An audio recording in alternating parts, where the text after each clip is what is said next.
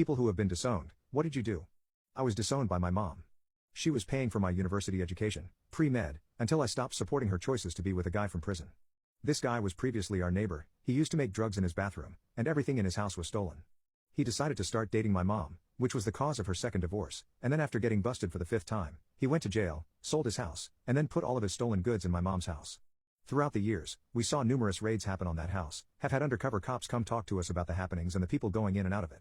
They asked us all sorts of questions and it was really weird considering the neighborhood was mid to high class and the fact I was pretty young when it was all happening. Anyway, one day while I'm at university, 14 hours from home, she calls and says something along the lines of prison guy could possibly get parole. It's important to mention that she's been working very hard to get this guy out of prison. I don't give a crap about this guy at all at this point, I figure, they're grown adults, I think she's making some poor decisions but she would figure it out. She said that a parole officer is going to be calling me and asking me what I thought of this guy getting out of prison. Basically my mother wanted me to make a recommendation for this guy so he could get out of prison so they could date. I told my mother no. I didn't support the relationship, he's bad news, and she could get in a lot of trouble for helping him in the past.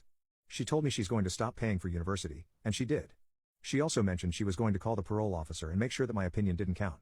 Well, I called the parole officer, told her what had been going on, and how the prison guy is having a very negative effect on a once happy family, and how my mom was involved.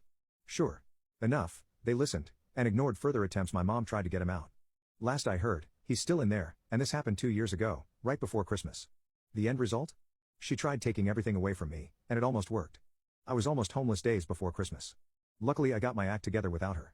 It meant giving up university for the past couple of years to make ends meet but I plan on going back this September.